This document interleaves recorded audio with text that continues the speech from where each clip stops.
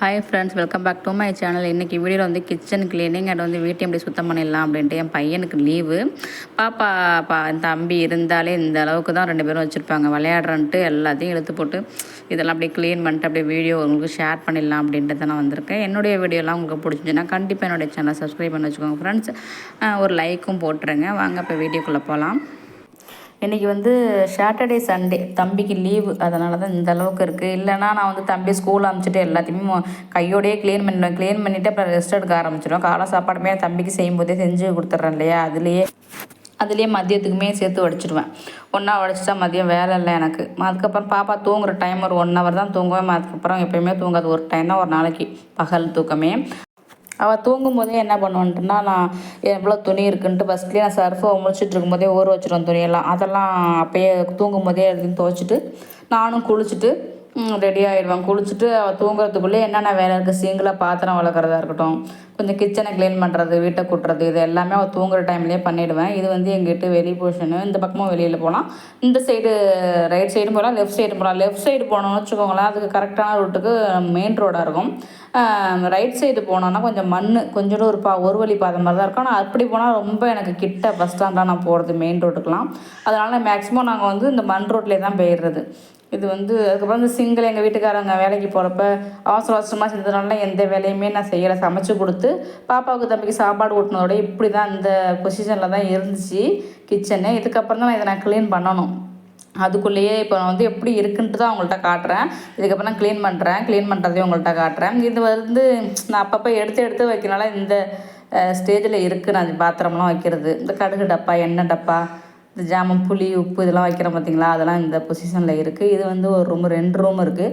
இதில் ஒரு ரூம் இருக்குது. கொஞ்சம் தலகாணி ஓரெல்லாம் அழுக்காக இருக்கேன் அப்படின்ட்டு அதையும் வாஷ் பண்ணிடலாம் அப்படின்ட்டு காலையிலே கழட்டி வச்சுட்டேன். இதையும் சர்ஃபில் ஊற வச்சு ஒரே தடவை துவைச்சிடலாம் அப்படின்ட்டு. கொஞ்சம் க்ளீன் பண்ணிடலாம், தம்பி இருக்கான், பாப்பா பார்த்துப்பான் அப்படின்ட்டு கொஞ்சம் க்ளீன் பண்ணி வச்சிடலாம் அப்படின்ட்டு. லைட்டாக தான் க்ளீன் பண்ண போகிறேன். ஏன்னா பசங்களை பார்த்துக்கிட்டு அந்தளவுக்கு பர்ஃபெக்டாலாம் பண்ணலை, லைட்டாக தான் பண்ணுறேன். இது வந்து இன்னொரு பீரோ, ஏற்கனவே ஒரு பீரோ அம்மா வீட்டில் வாங்கி கொடுத்தது ஒன்று மர பீரோ இருக்குது.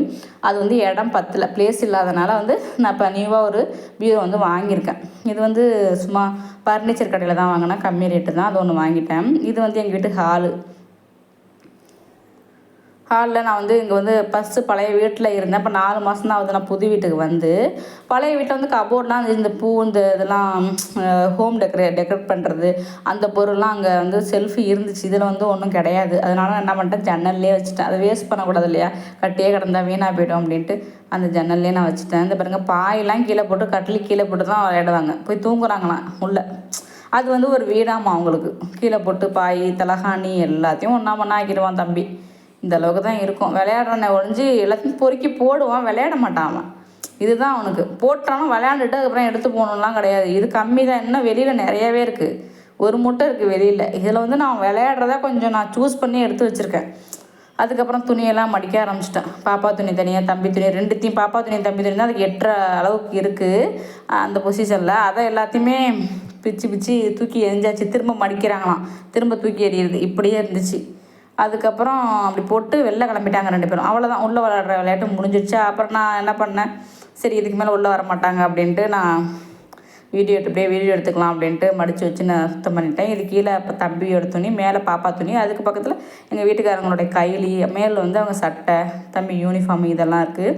மேலே வந்து என்னுடைய நைட்டி, இன்னரு அந்த மாதிரி ஐட்டம்லாம் வச்சுருக்கேன். பக்கத்தில் பாப்பாவோட மேக்கப் பாக்ஸ் இதெல்லாம் இருக்குது. இதுக்கப்புறம் என்ன பண்ணிட்டேன்னா, ஜாமான் கொஞ்சம் நிறையா இருக்கா மாதிரி இருந்துச்சு வீட்டில். ஓவராக கழுவுற மாதிரி தோணுச்சு. சரி நம்ம ஏன் இவ்வளோ வச்சுக்கோம், கொஞ்சம் குறைச்சி மேலே எடுத்து வச்சுப்போம், யாராச்சும் விருந்தாடி வீட்டுக்கு வந்தால் நம்ம அதுக்கப்புறம் யூஸ் பண்ணிக்கலாம் அப்படின்ட்டு எல்லாத்தையும் கொஞ்சம் ஜாமான் எடுத்து இதில் வச்சு மேலே வச்சிடலாம். அப்பப்போ ஏறி எடுத்துக்கலாம் இல்லையா ஒரு சேர் போட்டு. அதனால் எல்லாத்தையும் மேலே எடுத்து வச்சுட்டேன். இப்போ கொஞ்சமாக புழங்கிப்போம், தேவைப்பட்டால் எடுத்துப்போம் அப்படின்ட்டு. இப்போ கம்மியாக தான் வச்சுருக்கேன். இப்போ கொஞ்சம் ஈஸியாக இருக்க மாதிரி இருக்குது எனக்கு. நீங்கள் அது போல் வந்து எக்ஸ்ட்ரா ஜாமான் இருக்குன்னா ஒரு ட்ரேயில் வைங்க. அப்படி இல்லைன்னா இந்த ஒரு பை இல்லைன்னா சாக்கு இந்த மாதிரி இருக்கும் இல்லையா, அதில் கட்டி மேலே தூக்கி போட்டுடலாம். யாராச்சும் வந்தால் ஈஸியாக அப்படியே எடுத்துக்கலாம், கைக்கு எதுக்கு அப்படிங்கிற மாதிரி கொஞ்சம் எதுக்கே போட்டு வச்சுருங்க. அதுக்கப்புறம் என்னன்னா, கொஞ்சம் ஜாமெல்லாம் இவ்வளோ தான் நான் ஜாமான் வச்சுருக்கேன்.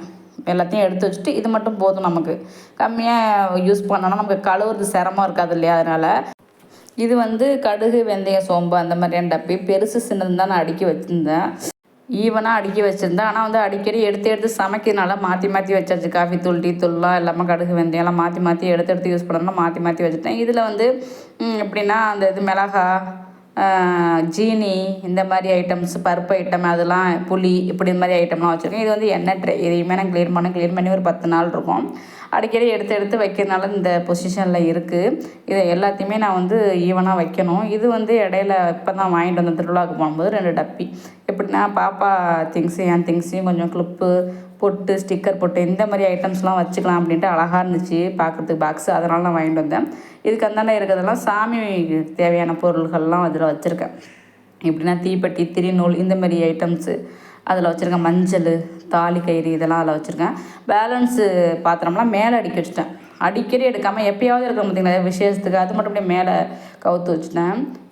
நான் எப்போதுமே வீக்லி 1 டைம் தான் இந்த ஃப்ரிட்ஜு சுத்தம் பண்ணுறது, இந்த வீடு துடைக்கிறது, இதெல்லாமே நான் வந்து அடிக்கடிலாம் துடைக்க மாட்டேன். 1 வீக்குக்கு ஒரு டைம் தான் வீடு துடைக்கிறது, அதெல்லாம் பண்ணுவேன். அதே போல் அந்த கிச்சன் வந்து எப்படின்னா ஈவனாக அடுக்கி வைக்கிறதுமே நான் அந்த 1 வீக்குக்கு ஒரு டைம் தான். மற்றது கிச்சனை க்ளீன் பண்ணுறது மட்டுமே 2 நாளுக்கு ஒரு முறை நைட்டே பண்ணி வச்சுருவோம். நான் எப்பொழுதுமே பண்ணி வச்சுட்டு தான் படுக்க போவேன். பார்த்தாலே க்ளீனாக இருக்கும். சுத்தமாக வச்சுட்டு தான் நான் படுக்கவே போவேன். ஜாமான் முதல்ல கழுவி வச்சுட்டு தான் போவேன். ஒரு ஜாமான் கூட கழுவுற மாதிரி இருக்காது. காலையில் ஏஞ்சதுமே காஃபி போடுற ஸ்டேஜுக்கு தான் நான் வச்சுட்டு எப்பொழுதுமே போவேன். இப்போ நாங்கள் எங்கள் வீட்டுக்காரங்க போனதும் காமிக்கிறது, அவங்க சாப்பிட்டது, காஃபி போட்டது எல்லாமே இருந்துச்சு. அதை அப்படியே க்ளீன் பண்ணி வச்சுட்டு அப்படியே கிச்சனையும் க்ளீன் பண்ணிடலான்ட்டு ஜாமத்தெல்லாம் வளக்கி வச்சுட்டு அப்படியே கழுவி கவுத்து வச்சுட்டேன். தண்ணி வடிட்டோம் அப்படின்ட்டு வாஷ் பேஷன் பக்கத்துலேயே வச்சாச்சு. வச்சுட்டு என்னென்னா அப்படின்னா வாஷ் பேஷனையும் கேஸ் ஸ்டவ்வையும் அப்படியே க்ளீன் பண்ணிடலாம் அப்படின்ட்டு அதுக்கு ஒரு பவுட்ரு ரெடி பண்ணலாம் அப்படின்னா எப்பொழுதும் அந்த பவுட்ரு ரெடி பண்ணி வச்சுப்பேன். அது கொஞ்சம் சரியாக போயிடுச்சு. நான் மொத்தமாக ரெடி பண்ணி ஒரு பாட்டிலில் ஸ்டோர் பண்ணி வச்சுப்பேன். அது தீர்ந்துருச்சு பவுட்ரு. அதனால் இப்போதைக்கு நான் ரெடி பண்ணிக்கலாம் அப்படின்ட்டு தான் 2 ஸ்பூன் வந்து ரின் பவுட்ரு சேர்த்துருக்கேன். எப்படின்னா துணிக்கு நீங்கள் எந்த பவுட்ரு யூஸ் பண்ணுறீங்களோ அந்த பவுடரில் 2 ஸ்பூனு, ஒன்று வந்து சஃபினா பவுட்ரு 1 ஸ்பூன் போட்டுக்கிட்டேன். இது ரெண்டுத்தையும் ஒன்றா மிக்ஸ் பண்ணி வச்சுட்டு தண்ணி கலந்து அப்படியே ஒரு 5 நிமிஷம் அப்படியே விட்டுட்டு அதுக்கப்புறம் நம்ம வந்து ஸ்க்ரப் வச்சு எங்கெங்கெல்லாம் அவங்களுக்கு திட்டத்திட்ட அவங்களுக்கு வந்து சாதம் வடித்த கஞ்சிலாம் திட்டத்திட்ட அப்படியே ஊற்றிருக்கும். அது வந்து அவ்வளோ சீக்கிரம் போகாது. அதுக்காக என்ன பண்ணலாம், அந்த குப்பை, அந்த டஸ்ட்டெல்லாம் என்ன பண்ணணுன்ட்டுனா ஒரு காட்டன் துணி, நம்ம வந்து புடி துணி யூஸ் பண்ணணும், அதை வச்சு க்ளீன் பண்ணி தொடச்சி விட்டுட்டு அதுக்கப்புறம் லைட்டாக பச்சை தண்ணியை தெளித்து விட்டுட்டு ஒரு 2 நிமிஷம் கழிச்சு அதுக்கப்புறம் தான் ஸ்க்ரப்பை போட்டு தேய்க்கணும். ஏன்னா வந்து குப்பையை அப்படியே வச்சுக்கிட்டு டஸ்ட்டு எல்லாமே ஊற்றுனதெல்லாம் வச்சுக்கிட்டு அது மேலே தேய்ச்சோன்னா சீக்கிரம் போகாது. அழுத்திட்டு தேய்ச்சிட்டு கிடக்கணும். நான் இது போல் தண்ணியை தெளித்து விட்டு கொஞ்சம் ஊற வச்சு நீங்கள் தேய்ச்சிங்கன்னா ஈஸியாக ரொம்ப அழுத்தணும்னு தேவையில்ல. லைட்டாக அப்படி மைல்டாக தேய்ச்சி விட்டால் போதும். சூப்பராக அழுக்கு போயிடும். உங்களுக்கு அந்த பத்தும் உங்களுக்கு இருக்காது. நம்ம என்ன தான் அழுத்தி தேய்ச்சாலுமே அந்த பத்து வந்து நம்ம உடனே தேய்ச்சோம்னா அப்படியே தான் அதில் ஒட்டிக்கிட்டே தான் இருக்கும். நீங்கள் இது போல் தண்ணி ஊற்றி தெளித்து விட்டு அதுக்கப்புறம் ஊற வச்சு தேய்ச்சிங்கன்னா சீக்கிரமாக போயிடும். ஒரு 5 நிமிஷம் இதை அப்படியே ஊறட்டும். அதுக்கப்புறம் வாஷ் பேஷன் இருக்குது பார்த்தீங்களா, வாஷ் பேஷனையும் பேலன்ஸ் நிறையாவே அந்த பவுடர் சேர்த்துருந்தேன். அந்த வாஷ் பேஷன் அப்படியே க்ளீன் பண்ணிடலான்ட்டு இதே பவுடர் தான் வச்சு நான் இதை வச்சு நல்லா ஸ்க்ரப் வச்சு தேய்ச்சி விட்டுறேன். அதே போல் அந்த பைப்புக்கு மேலே உள்ள டைல்ஸ் இருக்குது பாருங்கள், அதில் அந்த உப்பு கரெல்லாம் அங்கங்கே படிஞ்சு இருக்குது பாருங்கள், அதையும் அப்படியே ஈவனாக தேய்ச்சி விட்டேன். ஏன்னா தெளித்து அதுவே அசிங்கமாக இருக்கும் பார்க்க. அதையும் அப்படி தேய்ச்சி விட்டு இது வந்து ரொட்டீன் வேலை தான். நான் ரொட்டீனாக இதை தான் செய்வேன் நான் எப்பொழுதுமே. இன்றைக்கி செஞ்சால் நாளைக்கு செய்யாமல் அப்படியே அலுப்புப்பட்டோம் அப்படிலாம் பண்ணவே மாட்டேன். நைட்டு எல்லாத்தையும் க்ளீன் பண்ணி ஜாமெல்லாம் விளக்கி வச்சு தான் எப்பொழுதுமே படுப்பேன். படுத்தால் தான் நமக்கு வந்து காலையில் எழுந்திரிச்சு வந்து வேலை பார்க்கும்போது நமக்கு வந்து ஒரு ஹாப்பினஸோடையே வந்து வேலை பார்க்குற மாதிரி இருக்கும். அப்படி நம்ம அப்படியே போட்டு காலைல பார்த்துக்கலாம் அப்படின்ட்டு அந்த நேரத்துக்கு அலுப்புப்பட்டுட்டு போயிட்டோம்னா காலைல வந்து பார்க்கும்போது டென்ஷன் ஏறி இந்த மண்டைக்கு நம்ம வந்து அடுத்த வேலை பார்க்க அடுத்தவங்கள்ட்ட எரிஞ்சு விழுகிற அளவுக்கு நமக்கு டென்ஷன் ஆகும். நம்ம கிச்சனை பார்க்க நம்ம தான் பண்ணுறோம் அந்த தப்பை. இருந்தாலும் அதை வந்து நம்மளால் ஏற்றுக்க முடியாது. ஒரு டென்ஷனாகவே வேலை பார்த்துட்டு இருப்போம் இல்லையா, காலையில் அர்ஜென்ட்டாக வீட்டுக்காரங்களை அனுப்பணும், பசங்களை அனுப்பணும் அப்படின்ட்டு. இதை நைட்டே பண்ணி வச்சிங்கன்னா ஈஸியாக போய்டும் இல்லையா. இது அதுக்கப்புறம் ஒரு 5 நிமிஷம் கழிச்சு ஒரு தொடச்சிட்டு எப்படின்னா தண்ணி துடைக்காமல் தொடச்சிட்டு அதுக்கப்புறம் தண்ணி நல்ல தண்ணியில் தொட்டு அதே காட்டன் துணி வச்சு ஒரு 2 முறை தொடச்சி விட்டுட்டா போதும். சூப்பராக பளிச்சுன்னு ஆகிடும்.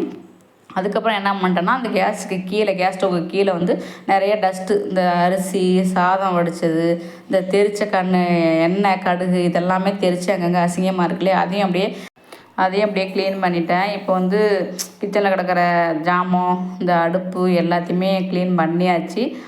அப்புறம் மிக்ஸி சேர் பக்கத்தில் இருந்துச்சு இல்லையா, அது வந்து சட்னி அரைச்செல்லாம் தெரிச்சு அது கொஞ்சம் அடிக்கடி நான் தொடச்சிடுவேன். அதனால அந்த அளவுக்கு இருக்குது. அதையும் லைட்டாக அப்படியே தேய்ச்சி விட்டு தொடச்சி விட்டாச்சு. அதுக்கப்புறங்க சாதம், குழம்பு, இந்த மாதிரி தம்பிக்கு வெந்நீர் போட்டது அதெல்லாமே ஒரு பக்கமாக ஒதுக்கி வச்சாச்சு. இந்த அளவுக்கு தான் வச்சுருக்கேன்.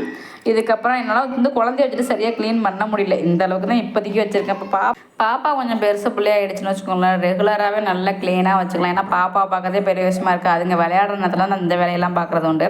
அதுக்கப்புறம் பார்த்துட்டு என்னன்ட்டா வீட்டை அப்படியே தொடச்சிடலாம் அப்படின்ட்டு பாப்பா விளையாடுறது சாப்பிட்றது எல்லாமே ஊற்றி ஒன்றா சாப்பிட்றது, அந்த பிசுப்பு அந்த முட்டாயி அந்த பிசுப்புலாம் அசிங்கமாக இருந்துச்சு. அப்படியே வீட்டையும் க்ளீன் பண்ணிடலாம் அப்படின்ட்டு குளிச்சுட்டு அப்புறம் வீட்டையும் க்ளீன் பண்ணி தொடச்சி விட்டுட்டு பாப்பா தூங்கிட்டு இருந்தா அந்த டைம்லேயே குளிச்சுட்டு அதுக்கப்புறம் வீட்டையும் தொடச்சி க்ளீன் பண்ணி முடிச்சாச்சு. ஒரு வேலை முடிஞ்சிடுச்சு. இதுக்கப்புறம் எங்கள் வீட்டுக்காரங்க வந்து தான் சமையல்லாம். ஓகே ஃப்ரெண்ட்ஸ், இந்த வீடியோ பிடிச்சிருந்தா கண்டிப்பாக என்னோட சேனல் சப்ஸ்கிரைப் பண்ணி வச்சுக்கோங்க.